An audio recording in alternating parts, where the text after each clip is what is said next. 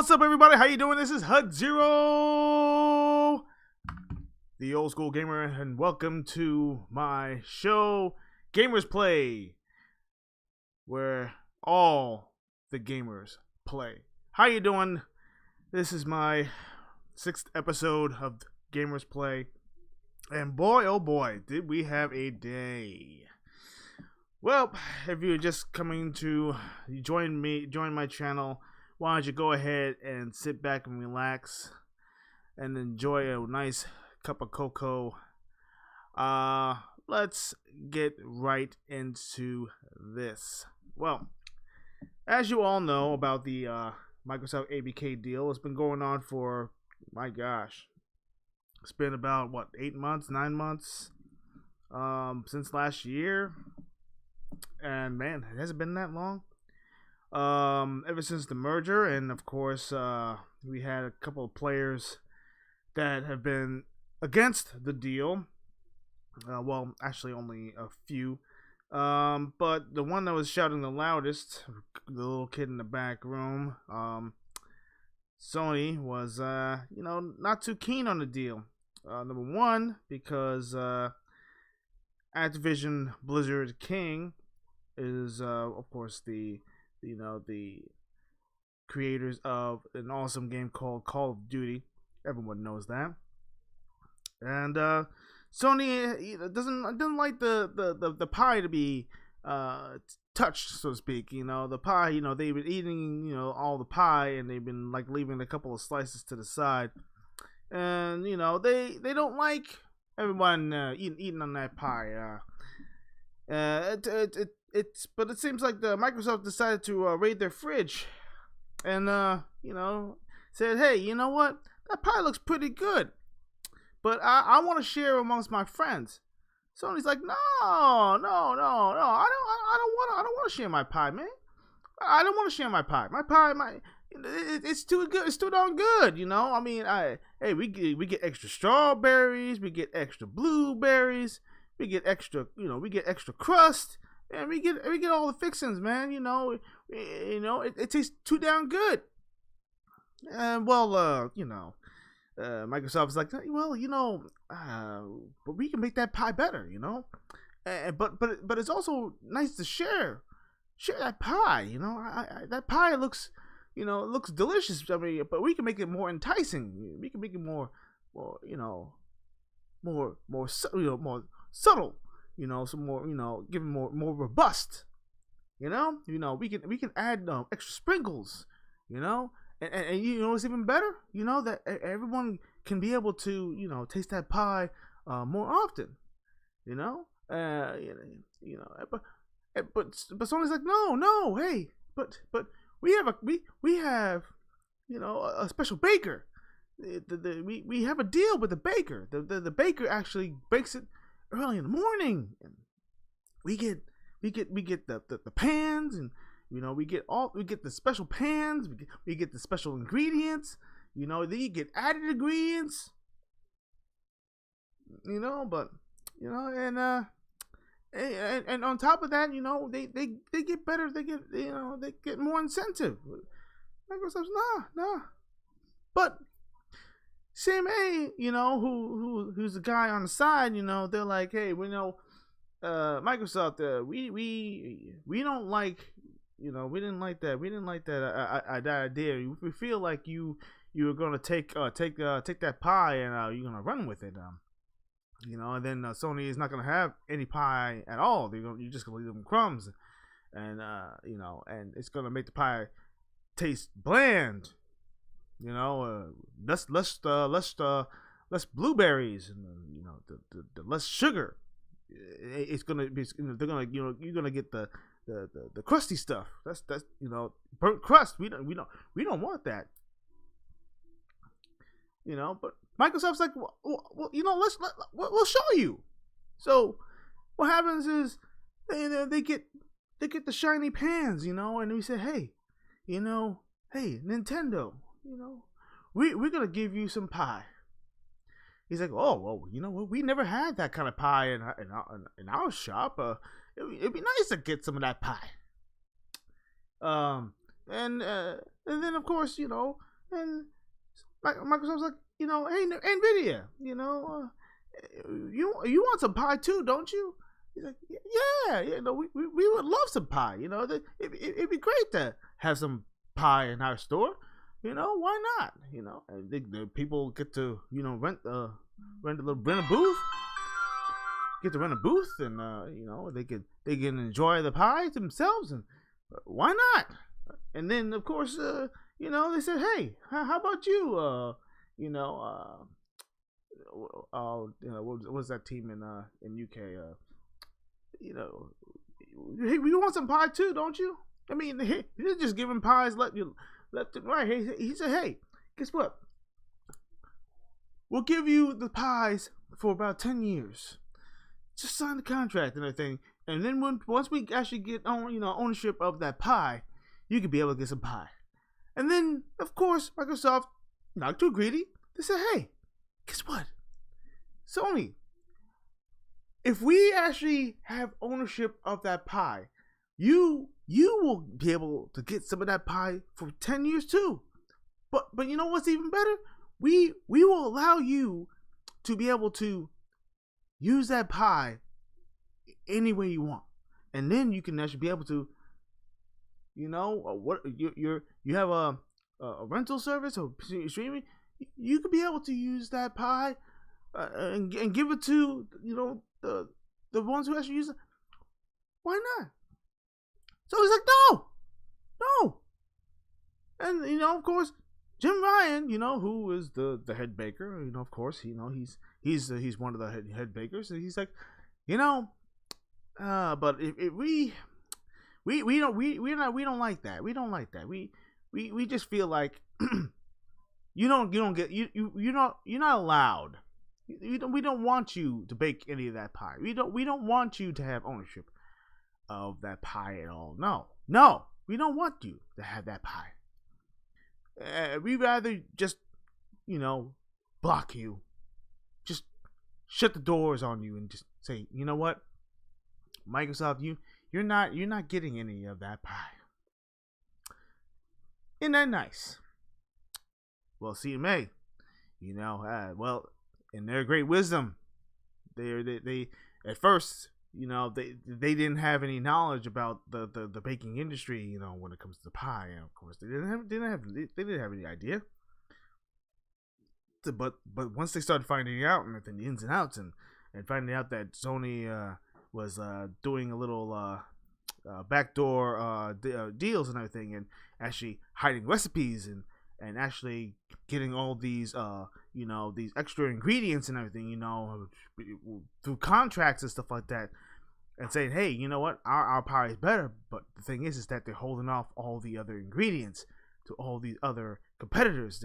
They're storing all the spices. They're storing the spices now. Well, CMA, it's like, well, you know what? Now that we kind of see the light, I think Microsoft, is not doing any harm by having ownership of this pie.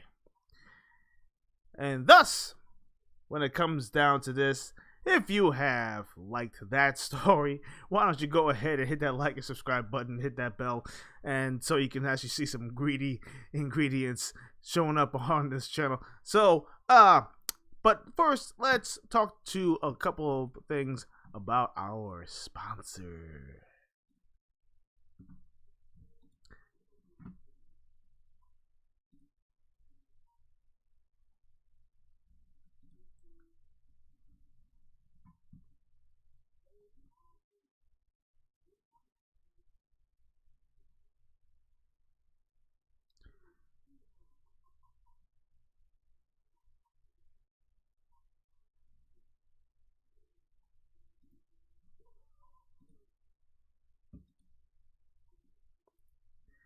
That's right, Gamer Grind Coffee for gamers.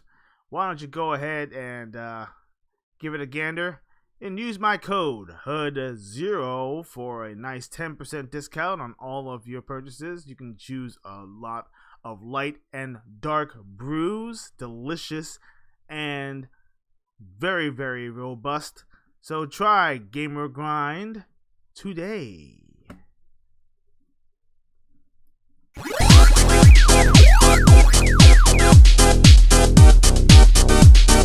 So, let's talk about this ABK Microsoft deal. Turns out the CMA said, hey, you know what? There is no harm whatsoever with this deal. And let's get into the quotes here. I mean, this is a lot of people were very salty today. I've seen more. I have never seen so much salt since the Himalayas. Better yet, I didn't. The Great Salt Deserts in Utah. So let's get into ABK deal.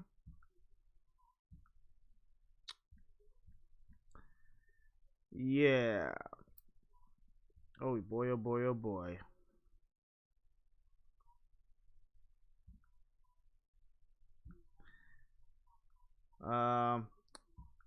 So shout out to a lot of people who actually have been following this. It's been actually very awesome seeing this. So as it says here, the CMA has narrowed the scope of the concerns in the Microsoft Activision review. The CMA has today issued updated provisional findings in its assessment of the Microsoft proposed acquisition of Activision. So, right now, there's actually a few things. There's new evidence provisionally alleviates concerns in the relationship with supply of gaming consoles in the UK. So, they actually took care of that. That means, when it comes down to consoles, basically the merger is not going to harm any of the consoles sales.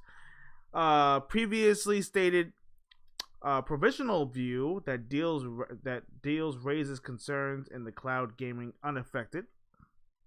So it turns out that when it comes to cloud gaming is still in its infancy stages, and there are a lot of players out there in the cloud field that has not yet even gotten their footing yet.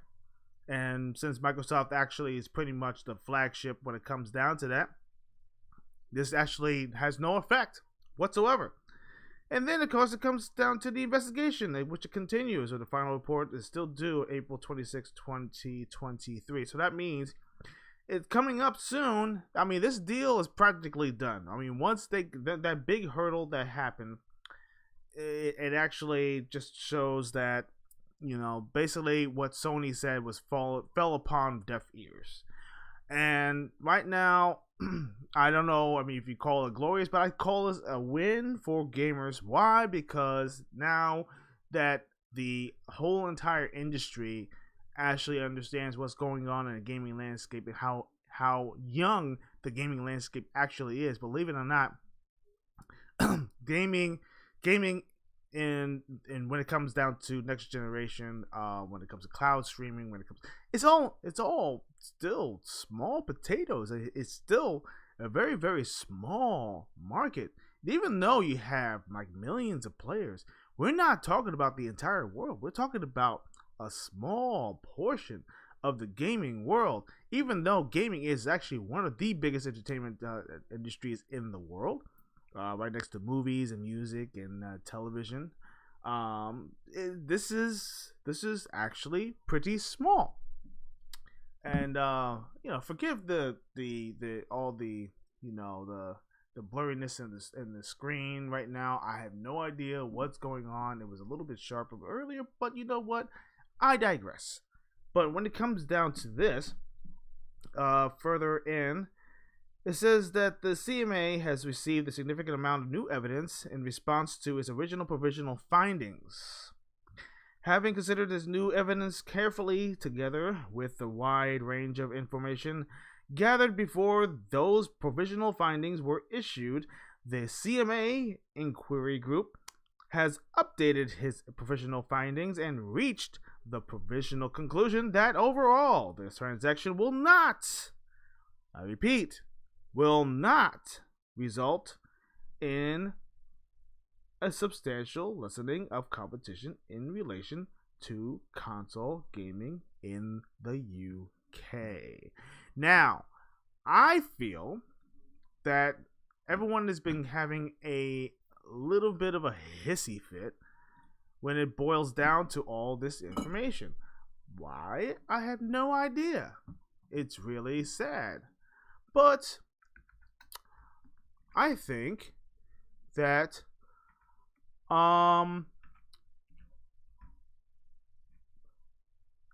everyone has to, realize that the gaming industry right now, in its landscape, I mean, especially with a merger this big, I mean, you talk about a $68.7 billion industry. I mean, a huge industry right now, and because of that, you're having a company like Microsoft, who has actually been a friend of the entire industry as a whole, and it really feels, if I feel like that when it boils down to the this merger of this sort, and Microsoft has been very forthcoming when it comes down to it. I mean, they are willing to share. They are looking at billions of game players. They're looking for, I think it was at the 3 billion gamers out there to actually play these games, and they want to be able to share these games on all the consoles that not all the consoles, but pretty much in the more places to play. They want to give you more choices, more options to play. Your PC, your mobile phone, the console, streaming services.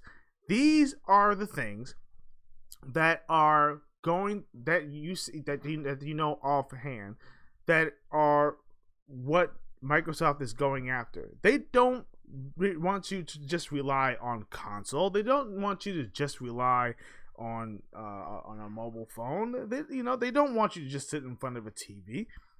They want you to be able to play their games everywhere. Now, everyone's actually kind of confusing this and saying, okay, well, why not just have your games on PlayStation? It doesn't really work like that. I mean, if you think about it, and I feel this is actually true, come on, there's got to be a give and take. Sony does not have it doesn't give anybody the option to really play anything anywhere, really, because they actually don't only give you an opportunity to play on their console and their ecosystem, which is actually mostly console. And when it comes down to PC, they've really just pretty much in its infancy stages when it comes out of PC. They just, like, about a couple of years ago, they actually started putting their games onto PC, and it's actually the older titles, not the newer titles. I mean, we were talking about like God of War 2008. We're talking about Horizon Zero Dawn. We have they're going to be, so eventually they're going to get the Gran Turismo onto PC. Hopefully, I don't know when that's going to happen. The Spider-Man, the first Spider-Man, and Miles Morales is actually on PC. The Ratchet and Clank supposedly is going to be coming on PC soon. It hasn't yet. I mean, let's be real here.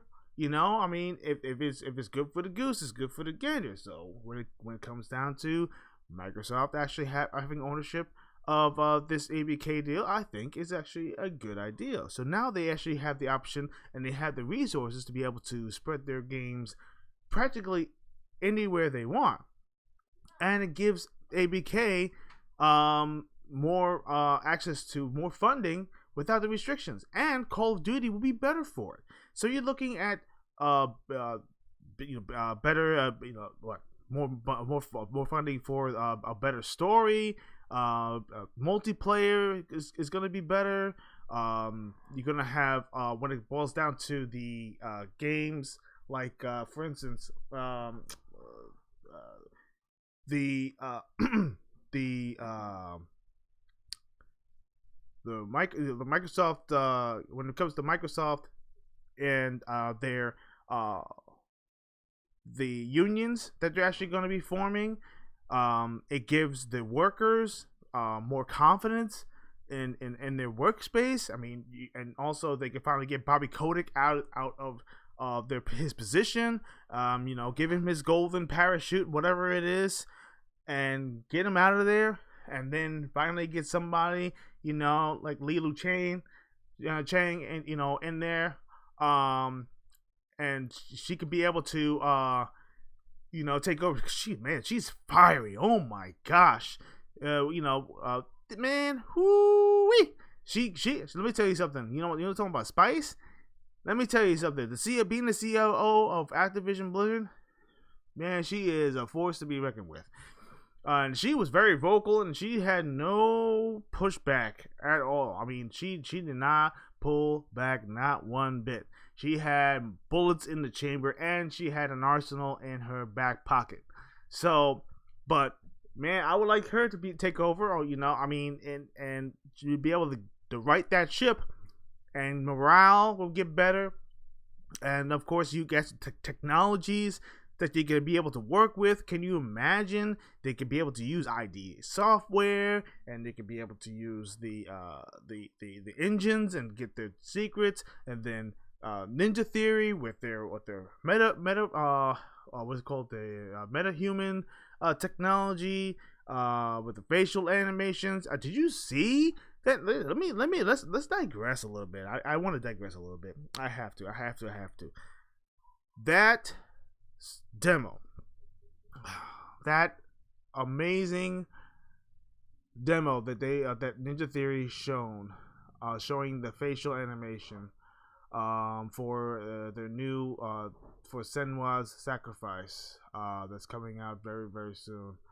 Hopefully very soon. It makes me excited. When they showed that demo at the GMA, was it GMA? No, it was the GDC. I'm sorry. And when they showed it at the GDC, they showed the animation, and it was absolutely beautiful. And I say to myself, I say, I think we have a very promising future on our hands, and this is why I feel like the pandemic, actually did slow things down just a tad bit. But it didn't put the brakes on anything. No, it didn't. It just slowed things down to a crawl. So now we have the opportunity to actually see the fruits of their labor. Now we got all of the staff coming back into the offices. Now we actually have people getting back into the studios. You have Ninja Theory getting back into the studios, and they can be able to travel now. They can actually be able to do all their photogrammetry, I think it was called, that for their landscapes again, for the game. I mean, now things are going in full steam. Fable, I mean, everyone's been saying, oh, Fable is going through problems. Well, now they're actually getting their staffing back. They're actually getting their animators back. Their the team over there at Playground Games are actually doing doing their stuff. We haven't seen anything, but I'm actually very excited. They actually kind of showed a few concepts of what they're going to be doing. So I have a feeling that we might see something very, very soon. We don't know if they're going to show anything over at E3. I hope they do, to be honest with you, because we already seen a couple of teasers for Hellblade 2. But we are going to possibly see some more information on Avowed. I mean, we haven't seen not one lick of Avowed yet. There's also State of Decay 3, which we haven't heard not one peep about yet. Then of course you also have what was another game that's going to be coming out very soon?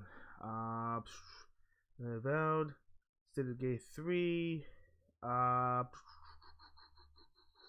Am I missing one? Yeah, talk about it on in the chat if you actually can give me some heads up on that one. My gosh, I forgot. Oh my gosh. Ooh, has it been that long? There's quite a few games. Oh, that's right. Everwild. Now it's another game that's from the guys from the geniuses at Rare. I don't I don't really understand why we haven't received any information over Twitter or any of the social webs. Any teasers, no leaks, no nothing. I mean, I haven't. I mean, yeah, we've been receiving some. I don't know. I guess we've been receiving some tidbits about what's been you know. But hey, come on now. I really feel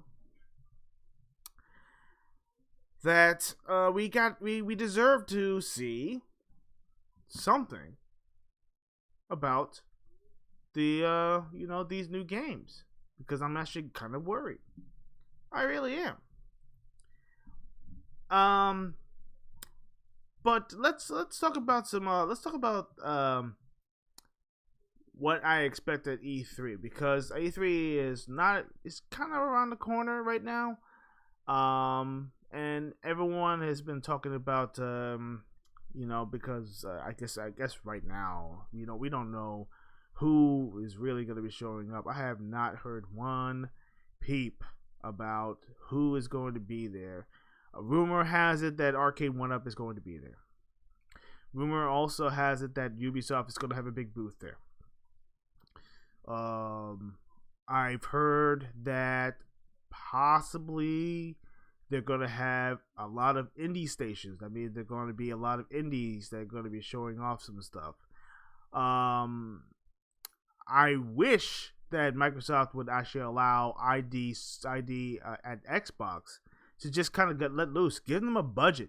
Give ID at Xbox a budget so they can be able to show off their stuff at the E3 floor. So that way you get to see a lot of up and coming indie games and give them some coverage. I mean, if you're really an advocate for the gaming industry, so to speak, or the up and comers, give them a little bit more of a stage. Not just one place, not just one event. The biggest event in the world, E3. To let them show off their stuff. You're going to make the E3 a little bit more robust, and give somebody some kind of hope, and also get some eyes on some new stuff. I mean, I like to see new, inventive type of games that I may be interested in. I might give it a shot. Dendara and everything actually kind of shocked me. It was actually a very interesting game. There's a couple other games that I actually played recently. I didn't get a chance to play Pentiment yet, but the Pentiment is actually part of my thing. Forgive that noise in the background. That's my wonderful cat, Spike, who likes to be able to knead bread on my carpet. But anyway, I think that gaming on a scale of 1 to 10 right now is about a 7. The reason why I say this is because even though some hot games came out recently, like Wulong and Wild Hearts came out. I think it was Wild Hearts, and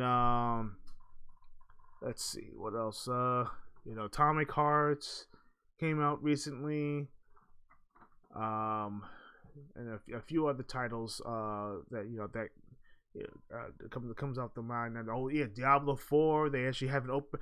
Speaking of which, oh my gosh, okay, let's talk about that. Let's talk about Diablo 4. I actually finally got to play the opening salvo to Diablo 4, and I'm getting a little bit of the Diablo 3 vibes. I'm not saying that's a bad thing, but I'm also not saying that's a good thing. Um, it's it's okay. It's pretty cut and dry. Let's just say that you of course you have to be online to play the game. You have to be online to play the game. And of course you have right now I think I'm actually at a level 6 or level 7. I only played for a little bit. Just wanted to get a taste. The story is very interesting. Right now I'm playing as a sorceress. Yeah, don't now. Everyone's like, why are you playing as a sorceress? Why not a barbarian? Well, number one, I don't like melee characters. I never did. Melee characters, especially when it comes to the top-down view, it defeats my purpose. If I remember, I like to play games kind of like Gauntlet. If you're not familiar with games like Gauntlet, my suggestion is play it. Play Gauntlet, but better yet, play Gauntlet Legends. Gauntlet Legends actually is a great top-down action. I can't really say it's an RPG, but you do get an opportunity to level up your characters as you go, and you get more powerful as you go as well. And you go through like multiple gauntlets, so to speak, with all these oncoming enemies, and you have to keep up your health, and you actually have to face a boss after I think 4 stages or something like that. And it's pretty awesome. I mean, it's a great arcade game, and did have a home version that expanded on the leveling up stages too. So yes, Gauntlet is a must-have. Gauntlet must-have. Try it, play it, love it. Definitely worth it. But anyway, back to Diablo. Diablo 4 is graphically very impressive. Is the lighting,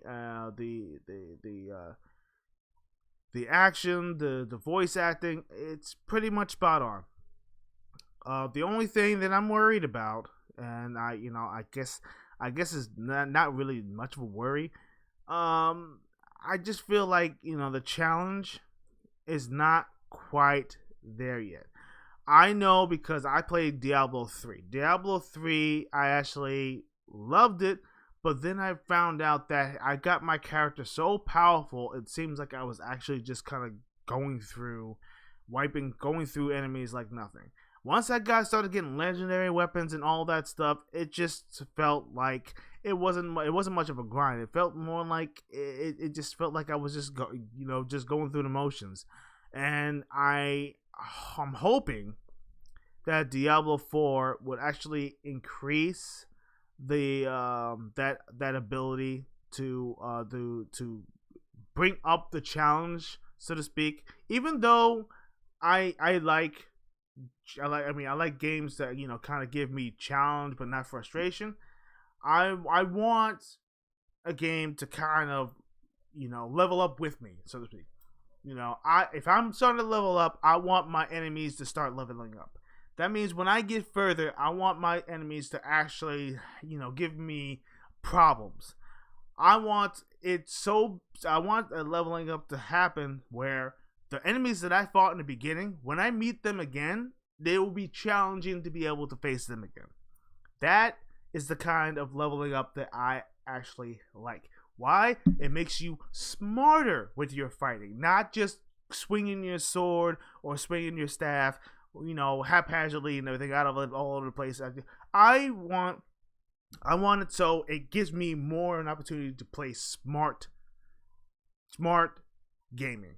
Not button mashing, smart gaming. I want to be able to say, okay, well, I'm gonna have to dodge a little bit more often. I'm gonna have to use my potions a little more smartly.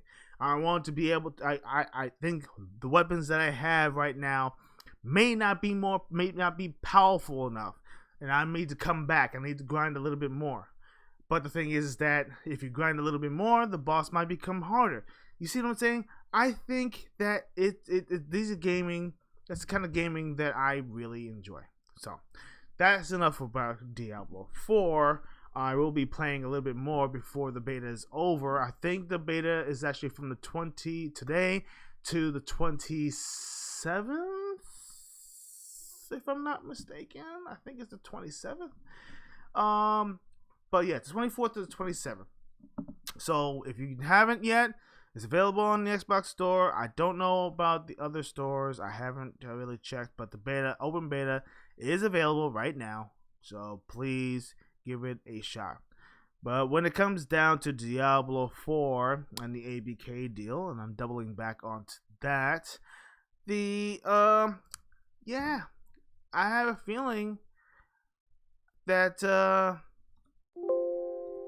that when it comes down to this merger, and now that the CMA took that roadblock away, and really is just a little bit of concern about the cloud gaming, because I think they're still learning. It turns out that Sony's not really in the clear when it boils down to anything. It turns out that when it goes down to the lobbying, so to speak, it turns out that that Sony, and I believe the Japanese CMA, they've been kind of lobbying, to actually allow Sony to do their dirty practices, so to speak. Right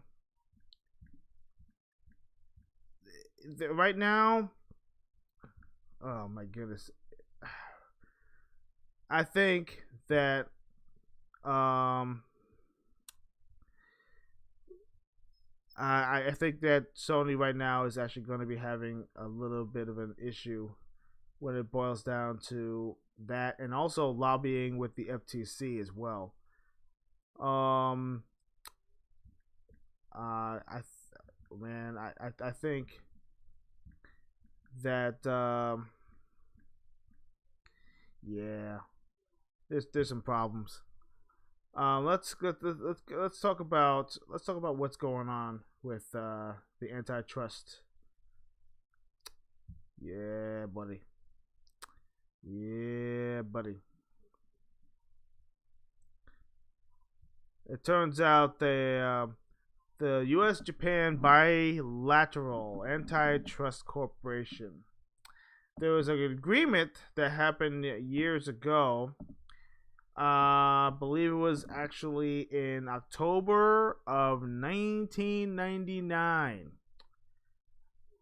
Well, it turns out that Japan and Sony have been lobbying, and they've been lobbying, and when it comes down to their dealings with their contracts, and they're blocking contracts, and all these things, and it turns out that they were actually getting away with it. So right now there is a lady at the that's in Washington. Let me see if I can pull her name up.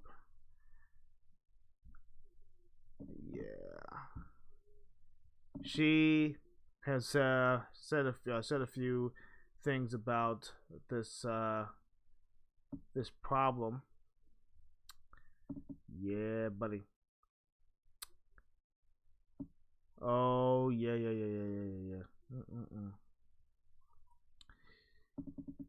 So let's get into that. It turns out that, let's see if I can actually find it. I actually see, that's what happens when you do things live. You have it, and then it disappears. I had it, and it just, wow, unbelievable. It just disappeared. Oh my goodness. Well, as soon as I find it, I will talk about it further as I get into Oh yeah. So anyway, getting back to what I was saying before, Sony has been doing some dirty dealings. Well, not really dirty, I guess. I guess it's all business. It really is. Um, and it, what I feel like it's been going on for years, and they blatantly make these deals to lessen competition for them, so they can um, maintain the industry dominance. And they've been doing this for years. This is not the only time that they've been actually doing this. No, it's not the only time. They've been doing this for a very, very long time, but no one's called them out on it. Why? Because it turns out that, well, let's just be real, all the devs right now, all the devs, even the big ones, we're talking about Rockstar, we're talking about 2K, we're talking about Sega, we're talking about Bandai Namco, Capcom, Konami, etc., etc., etc. Even Square Enix, they're afraid to call out Sony on it. Why? Because Sony has threatened them with with fines, and also breach of contract obligations and things of that sort. It's like when they signed their blood on the dotted line, they are not allowed to say anything. They're not allowed to say anything about bad things about Sony. Not at all. I have a feeling that the industry, I mean, it's including that. I'm sorry, it includes Metacritic, it includes IGN, it includes a few others like Eurogamer and the like, and even some, I would say some known content creators have been blacklisted because they said something wrong about Sony. They have. And because they got blacklisted, now they're like, oh well, you know what? Now we're not gonna give you the right to review any of our products. We're not gonna give you any free codes. We're not gonna give you an opportunity to try our new PSVR. We're not gonna allow you to do any of these things because you said X, Y, and Z about our company, and you made us look bad. And actually, it's we don't accept that. So now it turns out that Sony, I don't know why I can't find the darn. This is so frustrating. So frustrating. It showed up, and now I can't find it. Maybe Sony actually decided to blacklist a few of the big boys, and now now they can't find they can't find anything. That's kind of sad.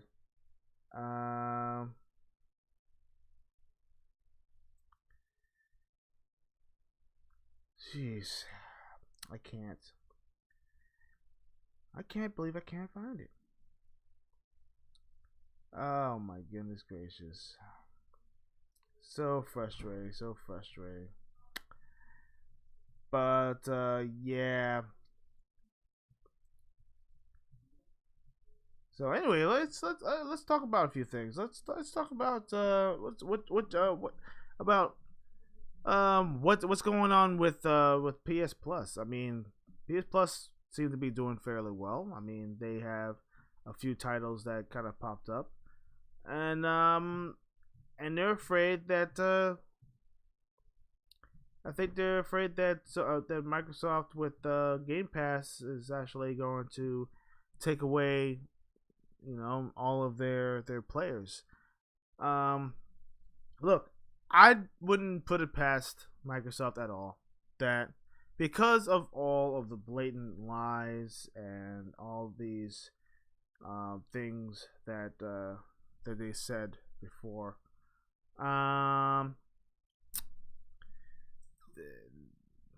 I think Microsoft is going to say, "Oh, yeah, we giving you an opportunity. We're gonna give you that 10-year contract." But it turns out that, do you remember the streaming promise that we allowed you to put the game on PS Plus day and date, just like us?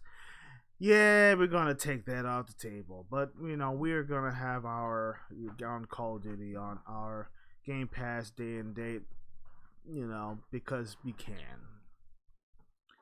And I think a lot of people are going. They're not gonna like that. My gosh, I cannot believe I cannot find the article. The article has just disappeared. This is frustrating. What happened? Did somebody actually take it down? Wow. Wow. I have a feeling.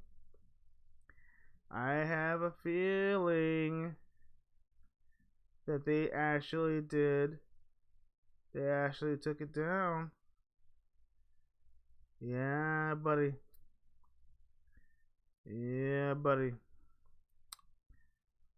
Well, okay. Well, I can't find the article. I can't find the article at all. A lot of people actually have been calling out this congresswoman. Yeah. Oh boy, I cannot find it. I just cannot find it. Mm-hmm. Oh my gosh. So anyway, oh my gosh, what is going on? I can't find it at all. It's missing. Yep.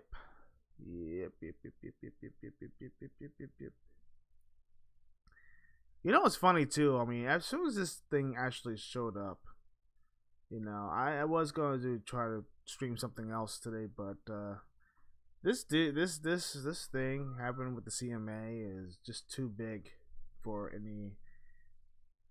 Yeah. Oh man! Oh man! Oh man! Well, yeah. I mean, let's talk about the FTC. Let's talk about Linda Khan.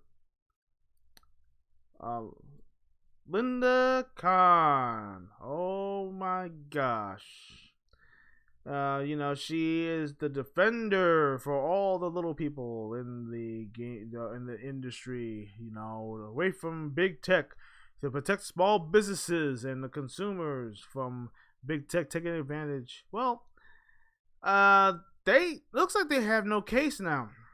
It's right now, because of all this going on with the CMA actually taking the fears of competition off the table, and right now it's pretty much a skeleton crew about all this stuff for the provisional agreements and what have you. Well, it seems that the FTC don't have a leg to stand on, and their concerns right now pretty much nil. They have nothing to stand on whatsoever. So I don't know exactly what they're planning on doing when it's time. Once this whole thing goes through in April, what's the FCC going to do? What is their next plan? What are they going to say? I think right now they're going to be laughed out of court. They're going to be like, you know what? Yeah, it sounded good on paper, but you know what? You have nothing to stand on. So you know what? We're just going to dismiss this, and we're going to allow this merger without worrying about concessions or anything like that, because concessions already take care of in Europe, and right now, as long as Microsoft actually holds their word about having their Call of Duty available on pretty much a lot of different services, we have no concerns. So we're just gonna let this one slide. We're just gonna let this one go, and that's exactly what's gonna happen. Let me see if I can find it. I'm actually looking at the Yeah, I might be. I think I might have found it. Oh yes, yes, yes, yes, yes. Here we go. Here we go. Oh, this is gonna be. Oh yeah. Okay. So, anyways, getting back to what I was trying to say about that. Let's see. Ah.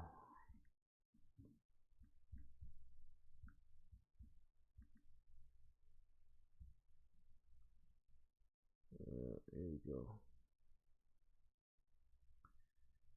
Yeah. Here we go. Antitrust.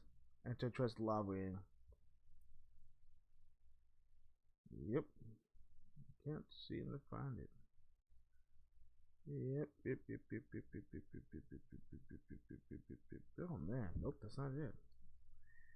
How frustrating.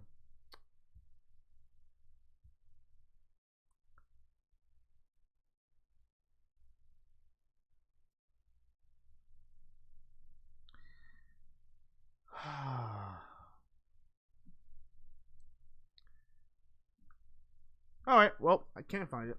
I'll probably save that for another day. But yeah, there's more spice when it boils down to this whole entire deal. Sony right now, the best thing for them to do right now is to take the 10-year deal, the 10-year contract. Just sign the contract. That way you could save face. At least you actually will have access to Call of Duty for the next 10 years. And of course, it's going to be parity with the Xbox versions as well, with as any other version. There is no one is going to have a lesser version of the game. They are not. They are going to support all the haptic feedback. They're going to support everything that you guys literally have on your. And better yet, if you guys are looking for VR2, PSVR2 support, they're probably going to allow that too. So and 10 years is a very long time, okay? And that includes the next few years because I think your contracts end in 2024. I think you guys should be in good hands. So that means that's 10 years probably after the contract ends. So you get another 10 years on top of that. So that'd be like roughly 12 years, if I think. So just chill. Just don't put your panties in a wad, and relax. Now we can finally get back into gaming. Now we can finally get back into playing some games. And Sony, hey guys, why don't you actually get some of your cool franchises back and stop worrying about Call of Duty and stop worrying about having Call of Duty as your flag. No, Call of Duty is not your flagship. Call of Duty is a multi-platform game. Always has, always will be. And because of your arrogance, I'm talking to you, Sony. Because of your arrogance, you made yourselves more of a fool than it really should have been. Games are for everyone. Games should be accessible to everybody. Yes, exclusives are important. It's not the be all end all, but it is important. But you have no right. You have no right whatsoever to actually withhold any games at all, especially for long periods of time. 1 year is enough. Okay, 1 year, fine. 6 months, fine. 2 years, no. 4 years, absolutely not. Forever, oh my gosh, you better see. And this is the problem with when it comes down to your contracts, which actually, believe it or not, are going to be seen in light very soon. These contracts that you actually have for all these companies and actually threatening. Okay, sorry. Threatening is a little bit of a big word. I'm gonna say warnings, or yeah, let's just call them warnings. You warn all these little small companies, the companies that you actually put these contracts with. You say, you know what, we are the number one console in the world. We actually have the biggest market share. We are going to catapult your game into the stratosphere as long as you actually do not put the games on Xbox day and date. B, do not put the game on Game Pass at all. And C, you allow us to have exclusive DLC that is only for the PlayStation players in mind. Now, I feel that when it comes down to DLC should be limited for like 6 months. That's fine. What you did with Destiny 2, I say Destiny, yes, was actually unforgivable. You actually put a DLC, and that DLC was exclusive for almost a 2-year duration. And you waited until the end of the freaking season, or better yet, the end of the Destiny, the season, at end of it, right? To say, oh, now you can have it, and then it didn't announce Destiny 2 or something like that. I think it was. Is that fair? No, it's not fair at all. Not at all. So,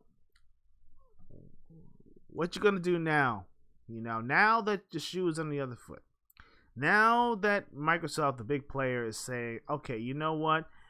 You guys just bit off more than you could chew. You have not just poked the bear. You have woken the sleeping giant. Now, Microsoft is showing you and saying, guess what?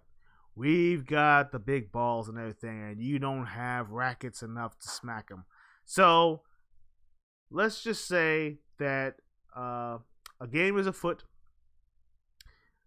Microsoft is actually going to be going through with this deal, whether you like it or not. April 23rd can't get here any sooner. So let's just hope that this actually happens in our favor.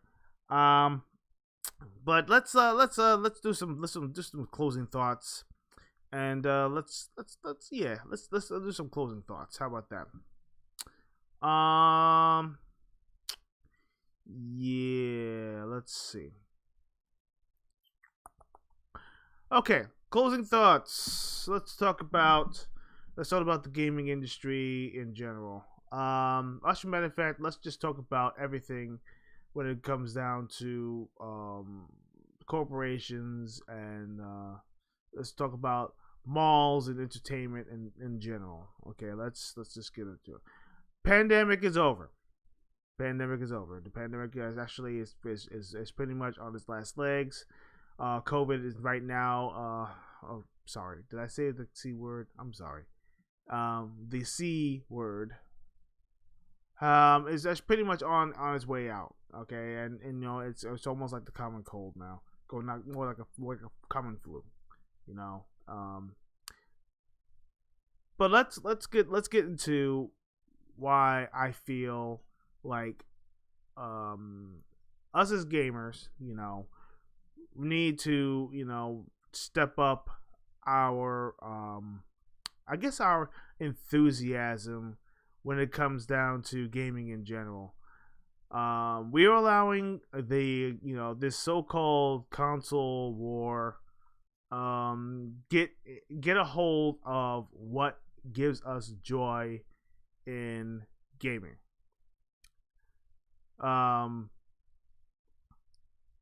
Gaming should be a entertainment medium that gives us joy and hope, and almost an escape from the harsh realities that we deal with every single day. It's also a shared experience that should be shared. Everything that we play, everything that we do, we have fun with, should all be part of the gaming industry and as a whole. Now, does that mean that everybody needs to get into the gaming industry? No, no, no. It's not for everyone. Everyone has an opportunity to be able to tell, or to try to share their experiences and their love of gaming, and also talk about what's going on in gaming and give them your thoughts and opinions. Everyone has entitled to that, but no one has a right to tear anybody down just because they don't like the console that you play on. This is a rough time right now because the pandemic really did kind of found the chinks in the armor, so to speak, and it exposed a lot of things that the industry has weaknesses in.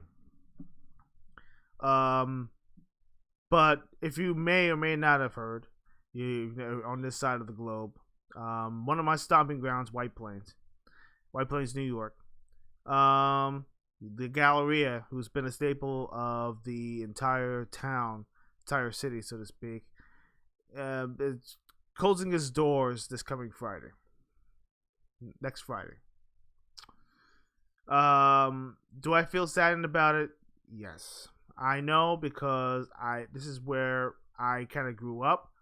I gotten my first job there. I worked at Walden Books for a little while. Before Walden Books, I actually worked at a place called Heroes World. It sells comics and comic memorabilia and what have you. It was a small little shop. Then, of course, I actually got an opportunity to meet some great people over at Software Etc. before they merged into GameStop. Then GameStop was small little company then before they merged with Babbage's. Once they merged with Babbage's, GameStop merged with FuncoLand, and then FuncoLand merged into them, and they absorbed all those, and then GameStop was actually just one shop. So GameStop was Babbage's, which was also FuncoLand, and it just pretty much took all the best elements of all the stores and made it to one, selling new and used games, so etc. So, and of course, all the great shops and all the clothing and stuff like that. Before that, when I was growing up, they had a movie theater. They closed that one down. In the movie theater, they put a gym in there. There was a hobby shop, and I don't know where the hobby shop is now because the hobby shop had to close. Sad, because that hobby shop was pretty awesome. I was going to do a video on that one, but unfortunately, I never got the opportunity. Yeah, I know it's not really talking about gaming, but I'm talking about how things could happen if we don't if we eliminate the entertainment aspect of what we do. Video games are in fear. I fear that video games could fall into that trap if we think one-dimensionally when it comes down to how we entertain gamers or entertain people. It's a opportunity or an eye-opener when you see malls closing down left and right. I mean, I've never seen malls close down at such a rate. I mean, the Palisades Mall, I've heard that they actually was going into foreclosure because of the pandemic. It has actually put them in a financial debt because they couldn't pay back the loan that they actually received during the pandemic. And we don't know how much longer they can actually hold on. The foreclosure is still going on. I'm hoping that they actually find a buyer, or they have someone to actually give them a big loan to hold the Palisades Mall. People are like, oh, well, we don't like to shop physically. Okay, that's a lie. That's a lie.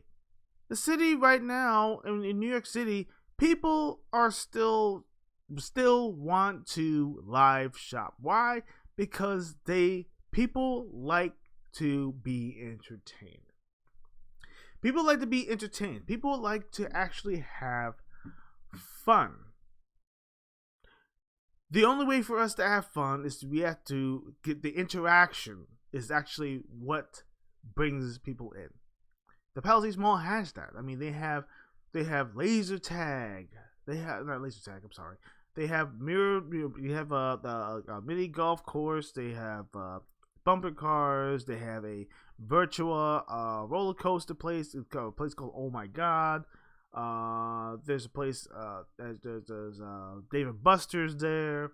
You know, there's a climb. There's like a huge jungle gym right in the middle of the mall that you could actually climb up. And I think it's like a Fear Factor. I think it's called like a Fear Factor thing, where you actually just climb all the way. You're supposed to climb all the way down from the top. I think from the top all the way to the bottom, something like that.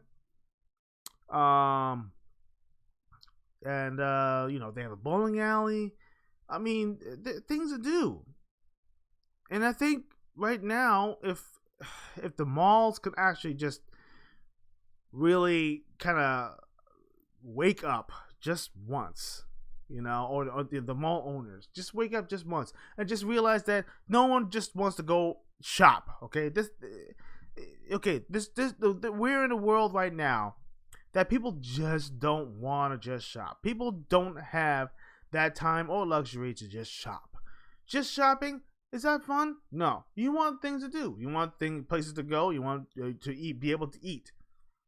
There's a place called Johnny Rockets that, when I remember, the first time they actually opened up over at the Palisades Mall, they had dancing, and, you know, like whenever they get a tip or something like that, what was this tip? Guess what? It was a tip. You know, when they get a tip, they actually do a line dance. They get up and they actually look. They had some 50s hits, you know, and they actually dance, and you know, and they had their little top hats on, the thing like the classic one, Johnny Rockets. It was awesome. It was amazing. It was actually interesting. It was entertaining. It was fun. Problem is that they just stopped. Maybe because they changed owners. I don't know. Maybe they found it was actually too corny. Whatever. I don't know. But that stopped. What about Build-A-Bear? Another one. They had this thing where you actually had to say a little quote. You know, rub the heart and stuff like that, and you say a little quote, and you actually put your heart on it. You put your heart inside the doll and stuff like that. No. Now it's just about the buck. Well, the buck stops here. Oh, yeah, it's the buck. And that's all they do. No, stuff your bear. Here you go. Sew it up and everything. Oh, you got your doll. Dress it up and everything. Pay. Sign here, please. Sign here. Sign here. That's it. What's the fun in that? What's the awesomeness in that? Just because you want the dollar, you want to get them out there and everything? Oh, we want the dollar to go faster. No. See, that's the problem. That's the problem that I have with the industry today. Westchester Mall. Let's just go into that too. This is my final thoughts before I leave. I know I'm going off into a tangent and everything, talking about you're supposed to go into games, but I'm getting to that point. Trust me. When it boils down to the Westchester Mall is a fashion mall. It has Nordstrom's, it has Neiman Marcus, it has P.F. Chang's. Pretty much the three flagships of the entire mall. It's a fashion mall. And then, of course, it has a place on the top, where it's like an eatery, whatever it is. A couple of no-name stores, probably stores that are probably known elsewhere, but no one knows who those stores are. The place is practically empty. Do you understand? Empty. What kind of entertainment do you have? Oh, they got big checkers, big chess, out from the corner. They had a nice little fireplace up there. Like a nice, had a little playroom, educational playroom. Boring. Now, don't get me wrong. I do like play checkers and chess once in a while, and it's fun. Why not? It's free. Coffee. Don't get me started with coffee. Gamer Grind Coffee. By the way, I just want to say Gamer Grind Coffee. Absolutely amazing. Please, you can actually use that code HUD0 and get yourself 10% off on all your delicious coffee needs. I got to put that in there. And also, please hit that like and subscribe button if you haven't done so already. I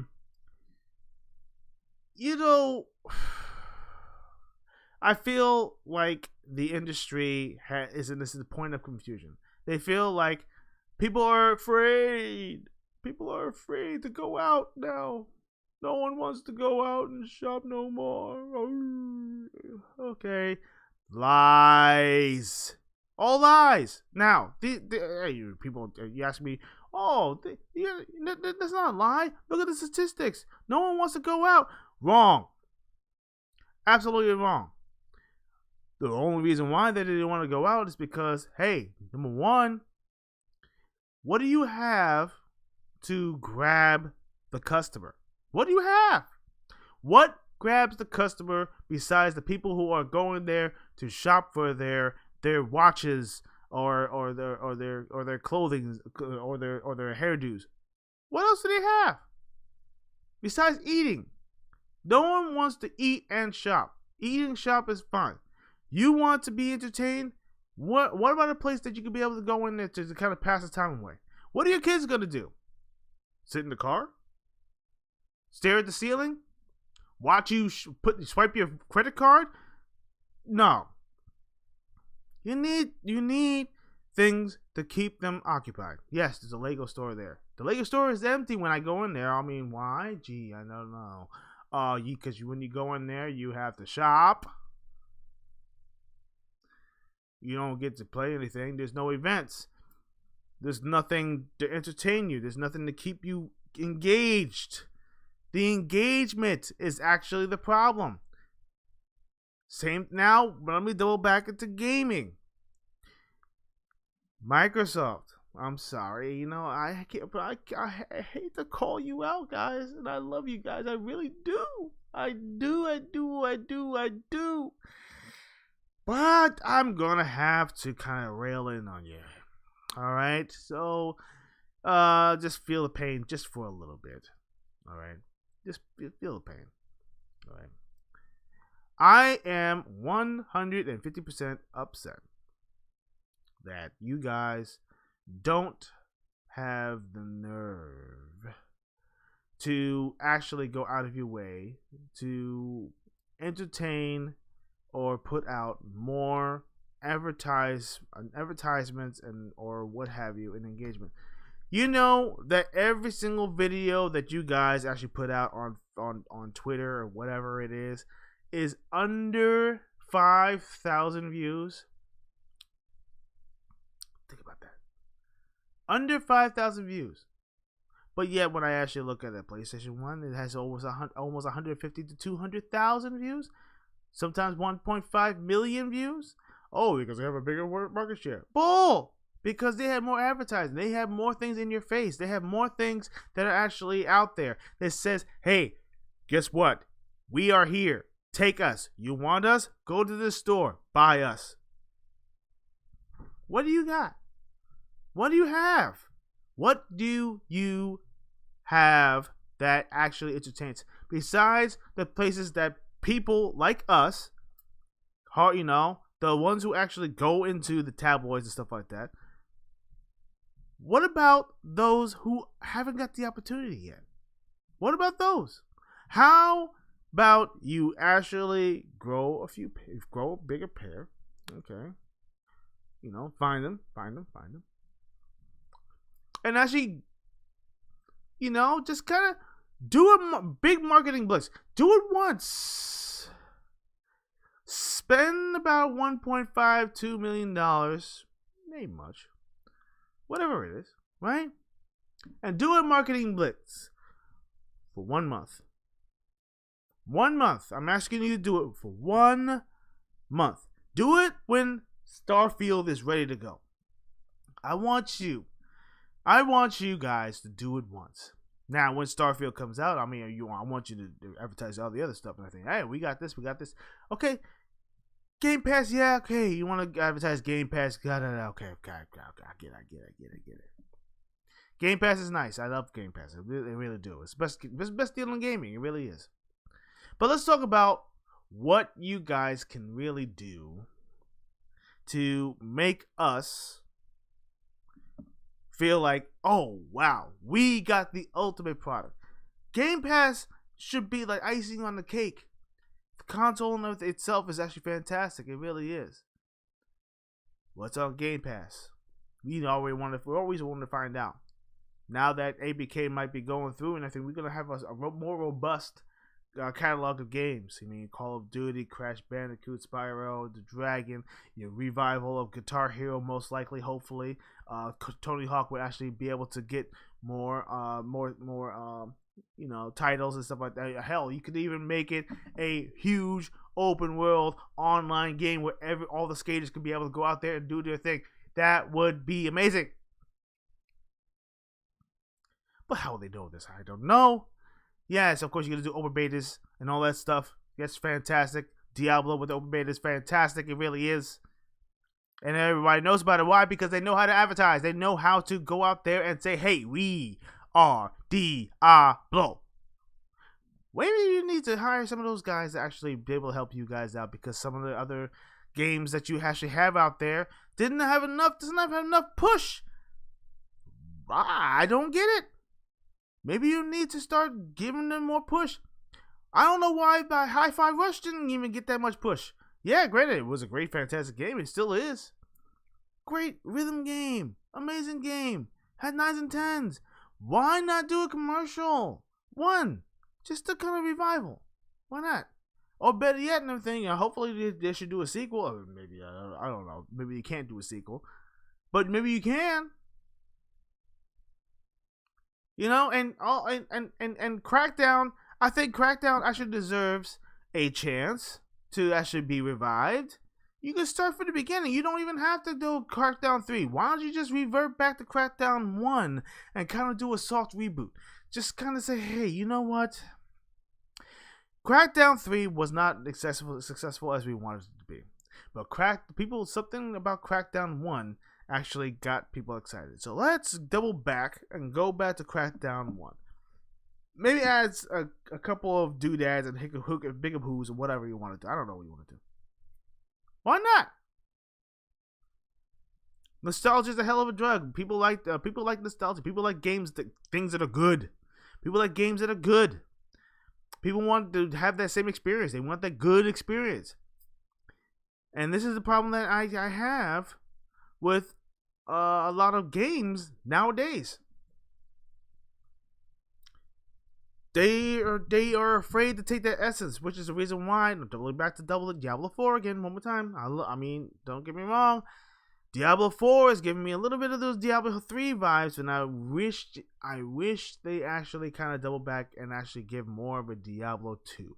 Gritty, hard, dungeon-like, games, little bit, as you go deeper into the levels, the story can still be solid, but the challenge has to be there. It has to be consistent. It has to be up there. When you actually level up, the character should be leveling up too.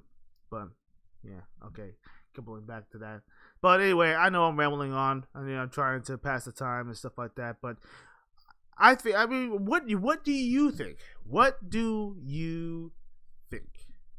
Do you think that I'm just kind of speaking off the cuff? I don't know. Maybe I am. But I think right now the industry has a chance to take this opportunity.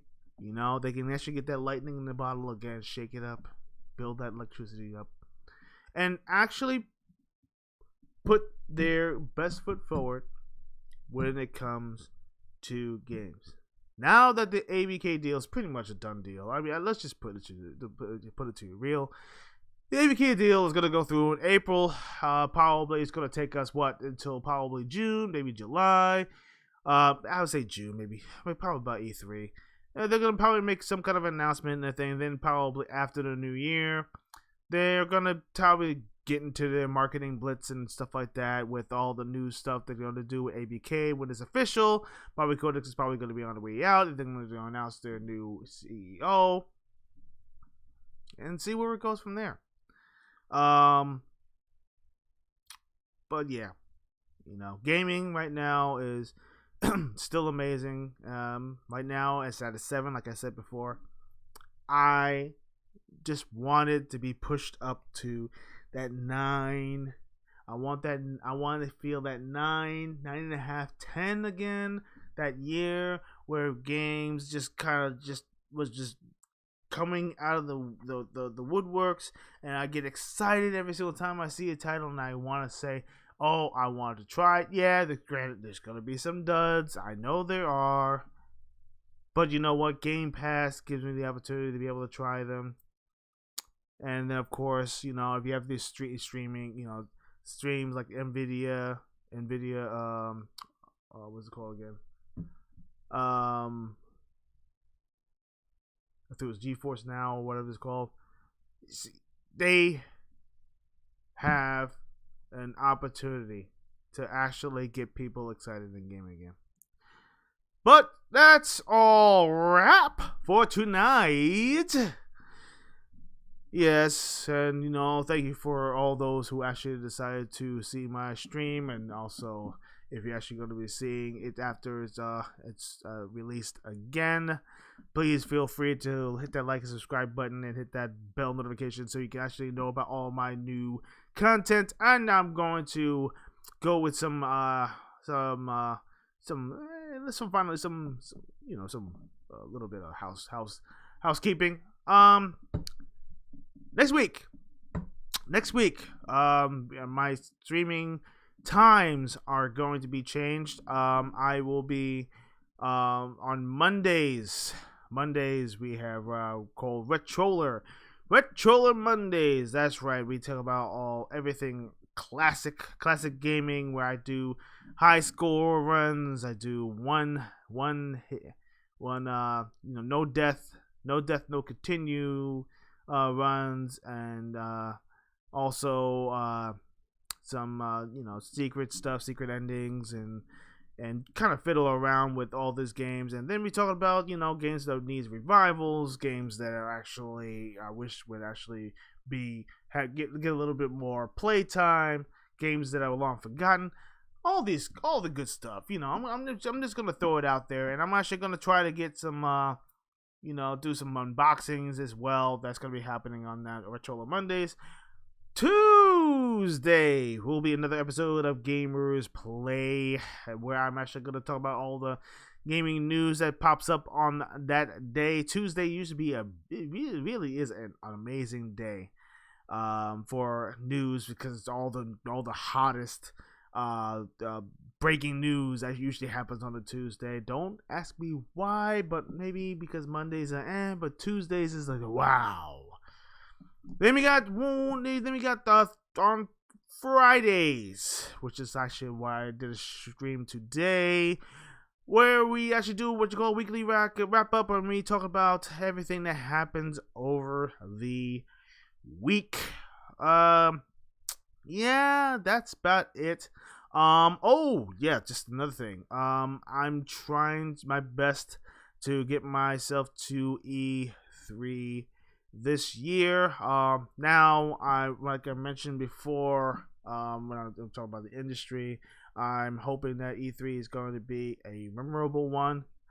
E3, because of the pandemic, really put a damper on a lot of things. I mean, of course, Jeff Keighley has his own Summerfest, which I probably will kind of pay attention to. Maybe actually I will pay attention to it, because I mean, he's trying to do his own thing. He kind of separated himself from E3 and of course the ESA board. And Microsoft, they're part of the ESA board, but unfortunately, they will not be a part of the E3 show floor. Neither will Sony, what Sony never was for the past 5 years. And then, of course, Nintendo. They kind of stopped theirs actually about 3 or 3.5 years ago. So I'm hoping that E3 is going to be very, very good this year. But we'll see. You know, I have high hopes. I have high hopes. You know, arcade went up. You know that because I'm an arcade fiend. You know, I'm the old school gamer, and when it comes to arcade machines, that's where my old stomping grounds actually got started. That is correct, my ladies and gentlemen. I'm talking about coin op games that actually count, and what actually that brought up your console gaming to its 11th hour. Think about that. Graphics weren't that great and everything when it came to console gaming. I mean, they weren't really supposed to, but the arcade was the pioneers, and you know, I'm sorry, there's just no ifs, ands, or buts about it. But anyway, it's been fun. I think I had my spill and everything for the past hour. If you have not done so yet, please hit the like, hit the subscribe button, hit the bell with the notification, and like I tell all my friends,